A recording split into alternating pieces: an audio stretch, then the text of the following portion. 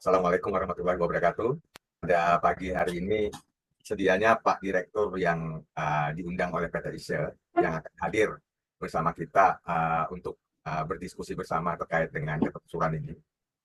Namun karena beliau sedang ada pertemuan juga dalam rangka EUDR tentunya, Joint Task Force dengan Malaysia, dengan Uni Eropa dan Indonesia untuk membahas juga terkait dengan EUDR ini di Brussel, maka beliau tidak bisa hadir dan menugaskan kami untuk berkesempatan berdiskusi bersama Bapak-Bapak dan Ibu sekalian.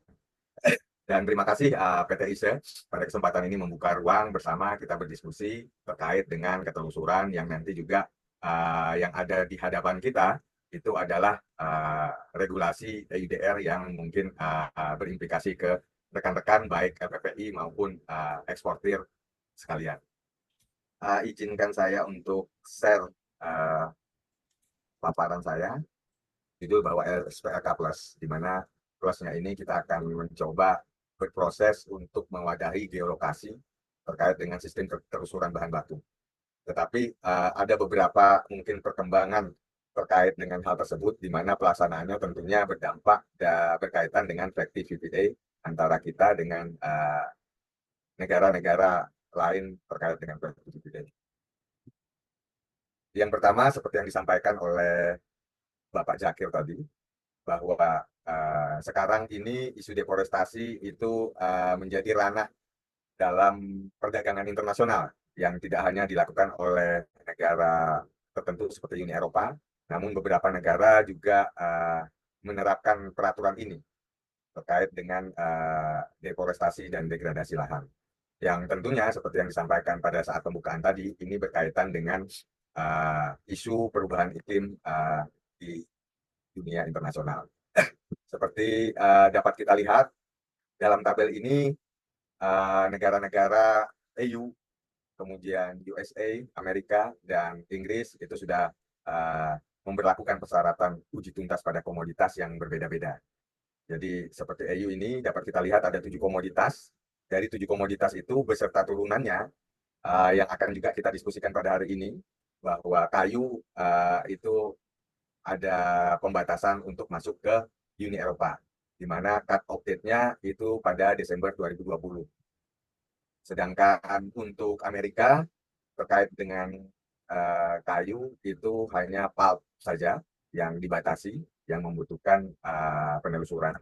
Dan Inggris terkait dengan kayu tidak ada pembatasan, tetapi terkait sawit, coklat, beef, and leather itu juga menjadi penekanan. Jadi secara umum semuanya mengatur ketat terkait impor produk yang dianggap menyebabkan deforestasi dan degradasi lahan. Nah, di tahun 2023 EUDR diterbitkan dan diperkenakan untuk melindungi hutan global dengan lebih baik, khususnya dari deforestasi dan degradasi. EUDR menuntut agar setiap produk kayu yang masuk ke pasar Uni Eropa dapat dibuktikan berasal dari sumber yang tidak berkontribusi terhadap deforestasi setelah tanggal yang ditetapkan, yaitu tanggal 31 Desember 2020. Oleh karena itu, keterlacakan geolokasi sumber kayu menjadi persyaratan penting di bawah regulasi ini. Jadi seyogyanya kita kalau EUDR ini karena aturan Uni Eropa bukan merupakan sosialisasi, tetapi kita berdiskusi bersama, kita bahas bersama nanti dampaknya dan apa yang kita perlu persiapkan. Dan langkah-langkah dari pemerintah seperti apa terkait dengan khususnya EUDR ini. Untuk itu mungkin kita lihat sekilas terkait dengan penerapan EUDR ini, di mana di sini pengaturan secara global adalah deforestation free, legality, and due diligence.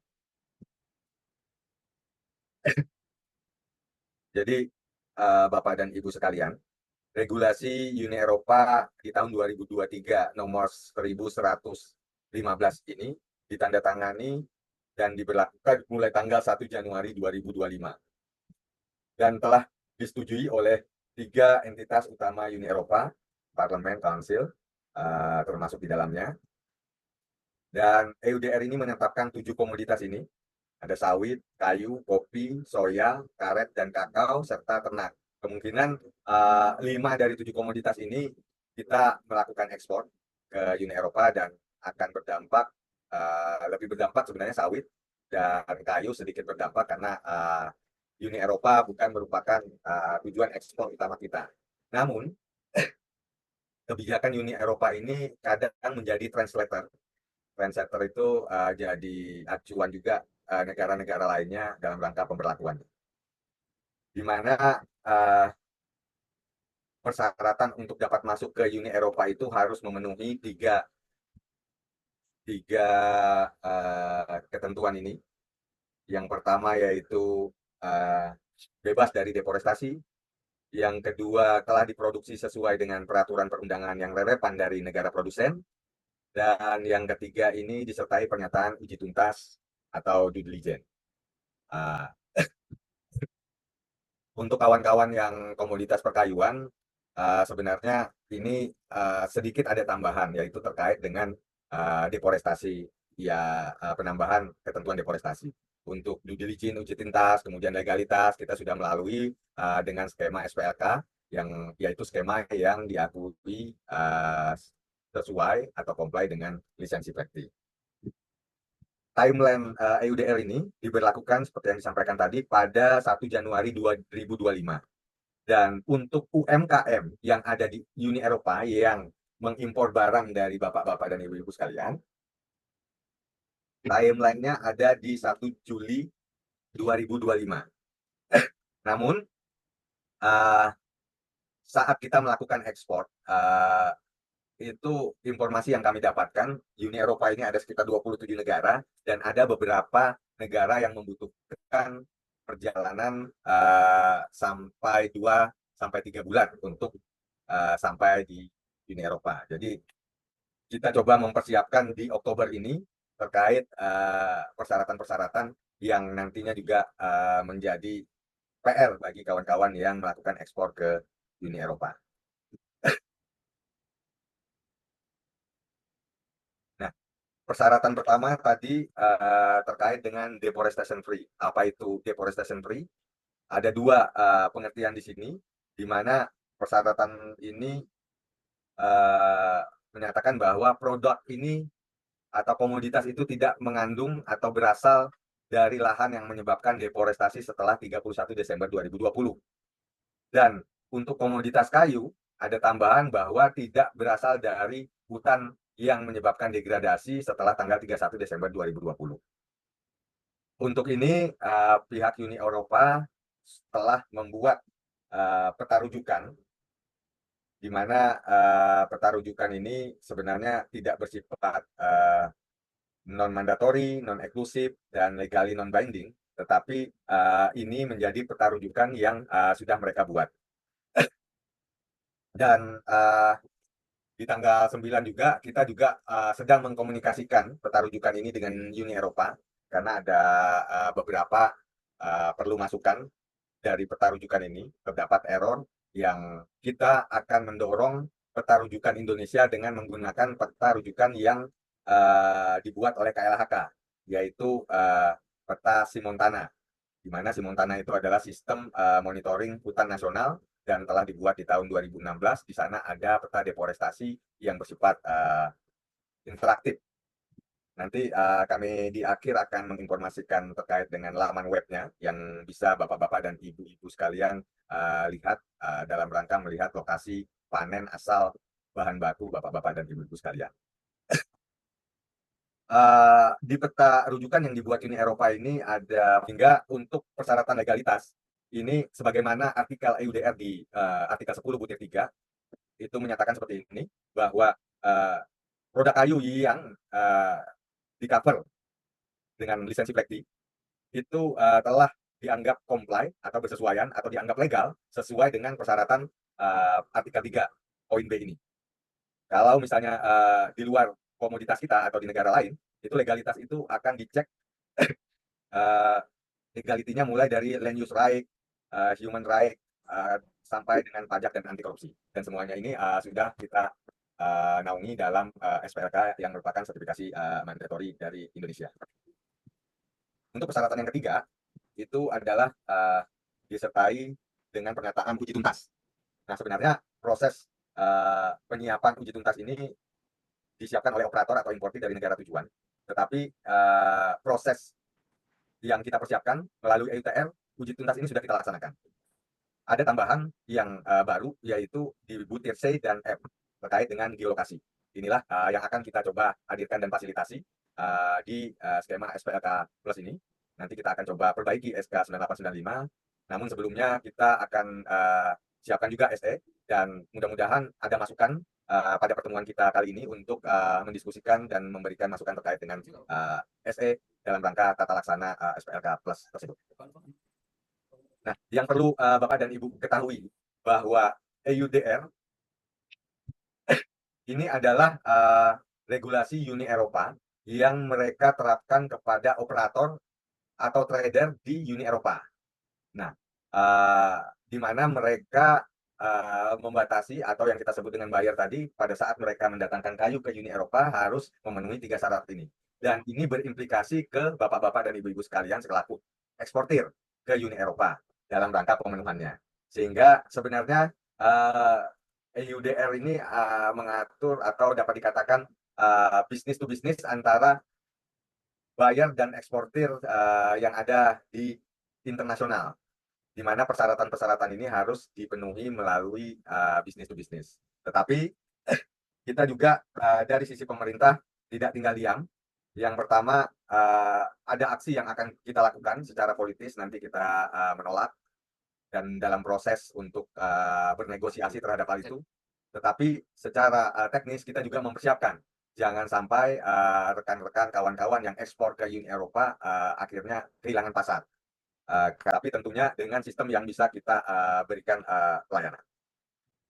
Nah, dalam rangka menghadapi persyaratan isu deforestasi dan degradasi, khususnya yang akan dihadapi di tahun 2025 ini, yaitu EUDR, pemerintah Indonesia yang wajib bapak-bapak dan ibu-ibu ketahui telah memiliki 2 langkah, yaitu langkah politis dan langkah teknis. Di mana langkah politis ini dilakukan untuk menjaga kepentingan perdagangan Indonesia dan menunjukkan komitmen pemerintah Indonesia untuk memperjuangkan perspektif yang sejalan dengan prinsip-prinsip perdagangan internasional seperti yang diatur oleh WTO.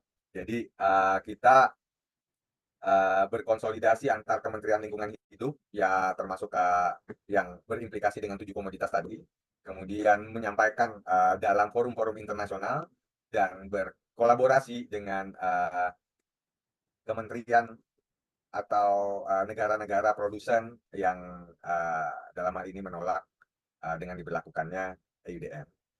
Tetapi langkah teknis juga tetap kita lakukan, khususnya KLHK telah melakukan langkah-langkah teknis dengan mereview definisi dan metode daripada ketetapan EUDR tersebut. Kemudian juga kita melakukan pengecekan di lapangan sejauh mana peta tadi yang menjadi rujukan berimplikasi terhadap areal kita. Dan di lain sisi kita juga melakukan integrasi sistem informasi. Seperti dilihat di gambar ini, itu langkah-langkah yang kita lakukan. Untuk langkah politis, kedutaan besar di Brussel telah tergabung di 16 negara dalam rangka untuk merespon EUDR ini, di mana tergabung dalam LMC, like-minded countries. Kemudian di forum ITTC, Indonesia juga tergabung di dalamnya menyampaikan keberatan, dan beberapa negara produsen mendeklarasikan pernyataan. Kemudian yang saya sampaikan tadi, Pak Direktur, hari ini pun tergabung dalam ad hoc joint task force antara Malaysia, Uni Eropa, dan Indonesia untuk membahas ini sehingga aturan ini tidak berdampak yang merugikan terutama komoditas kita. Di lain sisi, seperti yang saya sampaikan bahwa di bulan ini juga Direktur BRPH, Bina Rencana Pemampatan Hutan beserta Dirjen PKTL juga melakukan diskusi terkait dengan peta tadi, peta yang putih hijau tadi, dengan Dirjen Joint Research Center JRC ini yang mendesain dan membuat peta EUFO. yang menjadi peta rujukan dalam isu EUDR. Langkah teknis yang kita persiapkan, walaupun secara politis kita tetap berproses menolak, secara teknis, khususnya komoditas kayu, Ditjen PHL melakukan integrasi sistem. Ya. Ini masih berproses dan kita akan launching di akhir September atau awal Oktober, sehingga informasi yang melalui sistem dapat kita proses atau fasilitasi bantu dalam rangka ekspor ke Uni Eropa. Jadi kita membangun di Sipashut yang intinya akan menginformasikan geolokasi baik dalam bentuk poin maupun poligon, di mana ini berasal dari kayu-kayu yang dari kawasan atau area hutan negara karena melalui sistem informasi. Kemudian terintegrasi dengan SIPU yang nanti sudah terinput dengan GeoJSON yang diupload oleh PBPH, dan di SILK-nya nanti kawan-kawan LPPI akan menginput dan terinformasikan geolokasi yang dibutuhkan, tidak hanya ke Uni Eropa, mungkin juga ke buyer-buyer yang mensyaratkan informasi ketelusuran tersebut. Yang nantinya informasi tersebut akan melampiri dokumen lisensi plekti atau dokumen ilegal berupa QR code dalam bentuk aplikasi GeoJSON. Langkah teknis yang tadi saya sampaikan, salah satunya juga direktur-direktur dari Ditjen PHL mengecek lapangan terkait dengan peta ini tadi, peta IUPO yang menjadi peta rujukan dari regulasi EUDR. Di lain sisi, dalam rangka integrasi tadi, tetapi kami juga mempersiapkan tim gugus tugas dalam rangka untuk pelayanan informasi geolokasi dari sumber bahan baku produk kehutanan untuk ekspor yang membutuhkan informasi geolokasi. Sehingga pada saat sistem ini masih dibangun secara manual, tim yang diketuai oleh Direktur BPPHH ini memfasilitasi informasi dari hutan negara terkait dengan kayu-kayu yang merupakan bahan baku untuk ekspor ke negara yang membutuhkan informasi geolokasi, salah satunya Uni Eropa. Jadi tim gugus tugas ini dibuat dan ditetapkan pada bulan Juni 2024 untuk memperkuat eksportir perkayuan, memperoleh kepercayaan dan merebut pasar yang berkaitan dengan persyaratan ketelusuran asal bahan baku. SOP-nya juga sudah dibentuk, dan ini tidak hanya dari direktorat kami, ada 3 direktorat di sini, ada 3 sistem yang bergerak di sini, SIPU, Sipashut, dan SILK. Beberapa satu contoh, ada yang sudah coba melakukan, diminta untuk uji coba geolokasi.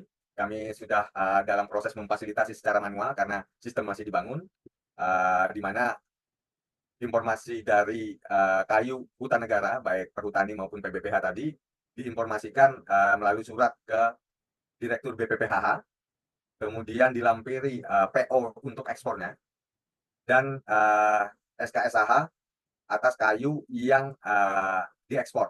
Jadi tidak semua SKSH, tetapi SKSH KB yang akan yang kayunya diekspor.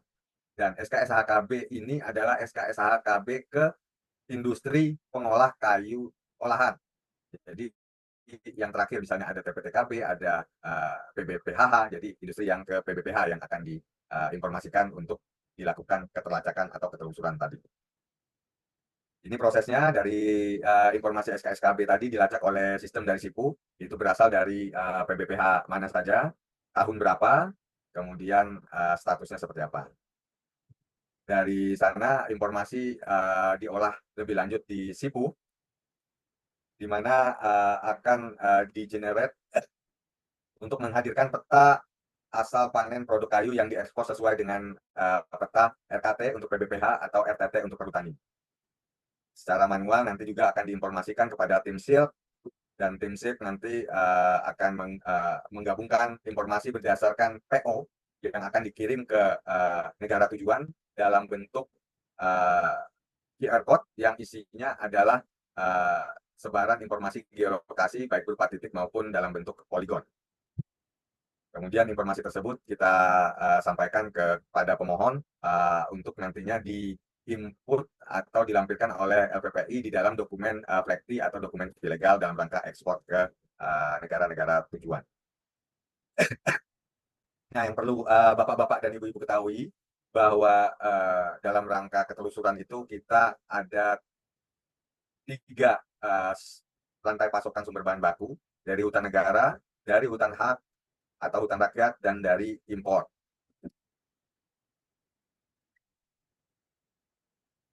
Yang tadi kita sampaikan integrasi adalah kayu-kayu yang berasal dari hutan negara, baik dari PBPH maupun perhutani.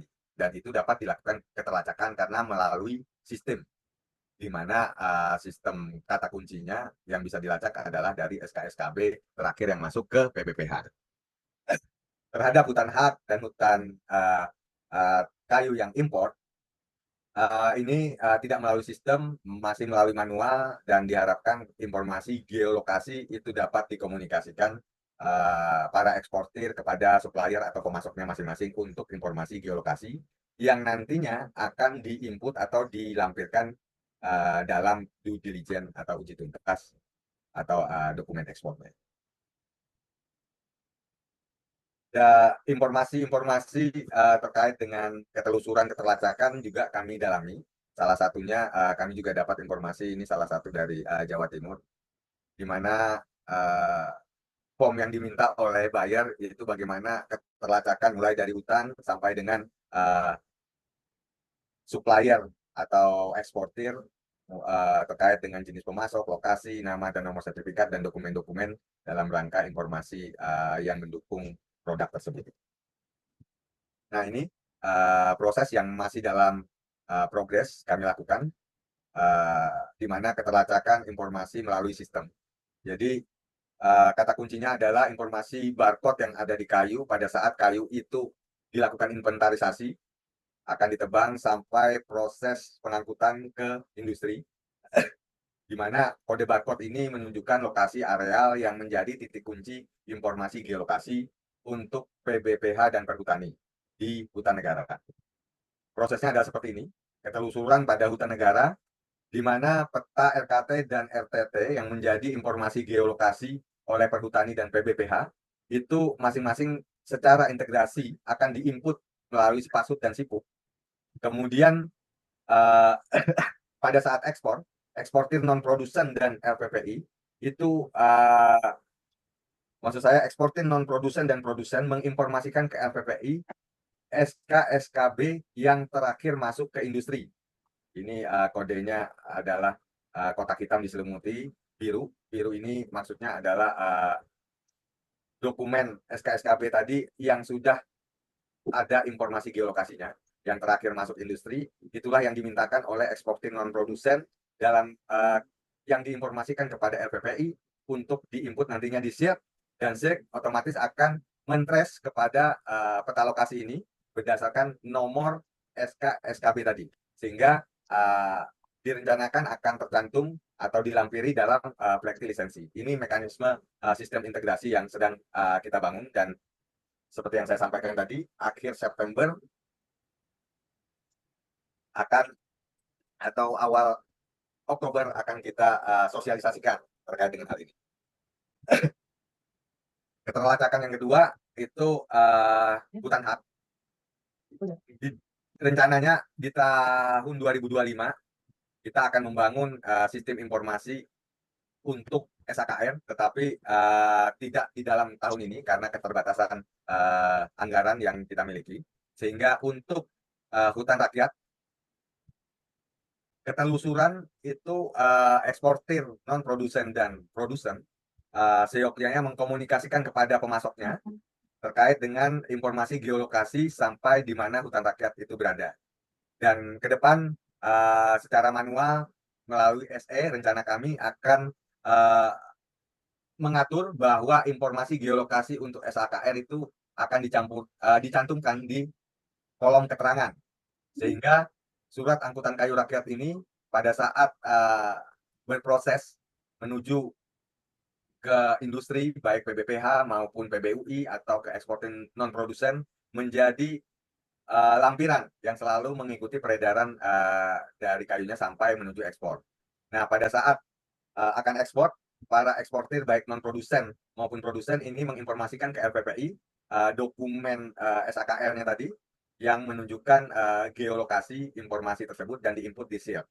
dan SIG akan secara otomatis mengenerate menjadi satu kesatuan informasi melampiri dokumen ekspornya, seperti license atau dokumen ilegal. Dan demikian juga untuk kayu-kayu yang berasal dari sumber impor. Jadi kawan-kawan yang ekspor di mana sumber kayunya juga berasal dari impor, itu seyogyanya mengkomunikasikan kepada pihak importir agar menyampaikan data geolokasi dalam bentuk format GeoJSON, karena proses selanjutnya nanti kita akan informasikan ke pihak misalnya Uni Eropa dalam bentuk GeoJSON, karena nanti buyer atau operator di sana mempunyai kewajiban untuk mengupload poin-poin atau peta-peta tersebut ke dalam sistem informasi mereka. Jadi rencananya kami akan tuangkan dalam bentuk SE, di mana ini menjadi alur dalam lampiran SE tersebut. Di nota angkutan nanti akan dilampiri oleh informasi geolokasi yang menjadi bagian dari dokumen import, dokumen angkut tadi, dan ini juga akan menyertai dalam proses peredarannya sampai menuju ekspor, di mana akan dilaporkan ke FPPI informasi tersebut dan akan diupload ke sistem SIP informasi baik berupa poin maupun poligon ke dalam dokumen SIP. Sistem SIP, bukan dokumen SIP ya, ke dalam sistem SIP yang nantinya melampiri dari dokumen ekspor. Nah, seperti ini informasinya. Nanti dengan sistem yang akan kita bangun dalam proses menuju yang lebih baik. Nah, khusus untuk EUDR itu mensyaratkan bahwa informasi geolokasi itu berupa titik apabila dia kurang dari 4 hektar luas areal tebangannya, di mana dalam bentuk latitude longitude seperti yang tadi dengan 6 digit di belakang koma. Sementara luas panen melebihi dari 4 hektar itu berupa poligon dan informasinya dalam bentuk WGS 84, dan itu yang akan diupload dalam bentuk GeoJSON formatnya oleh operator atau buyer Uni Eropa. Nah, terkait dengan areal deforestasi, titik dan poligon tadi harus Bapak dan Ibu lakukan pengecekan. Jika negara tersebut meminta seperti Uni Eropa meminta bebas deforestasi, dapat mengecek ke lamannya UFO yang ini. Khusus untuk kita Indonesia, kita sudah punya Simontana seperti yang saya sampaikan tadi, dan websitenya, alamatnya adalah ini. Di sini akan terinformasikan nanti data atau peta interaktif deforestasi tiap tahunnya, dan titik dan poligon bapak-bapak dan ibu-ibu sekalian bisa dimasukkan secara interaktif di sini untuk melihat apakah memang berasal dari areal yang terdeforestasi atau tidak. Oke Pak, silakan Pak. Pertama, uji tuntas ini sudah bapak-bapak dan ibu-ibu lewati sebenarnya dengan skema lisensi plekti. Jadi tambahannya adalah informasi geolokasi. Nah, informasi ini tidak hanya sekedar informasi. Nah, kami hanya bisa menyampaikan informasi geolokasi, tetapi terkait apakah itu berasal dari areal deforestasi atau tidak, kami menyarankan bapak-bapak dan ibu-ibu untuk mengecek ke Simontana yang tadi. Ya, nanti kalau ada kesempatan saya bisa tampilkan laman Simontananya, nanti analisis ngeceknya seperti apa, itu bisa kita uji coba. Itu yang pertama. Kemudian tambahan saya, bahwa sebenarnya pihak Uni Eropa dengan EUDR-nya itu juga memberikan country benchmarking. Jadi ada tiga kriteria di dalam country benchmarking ini.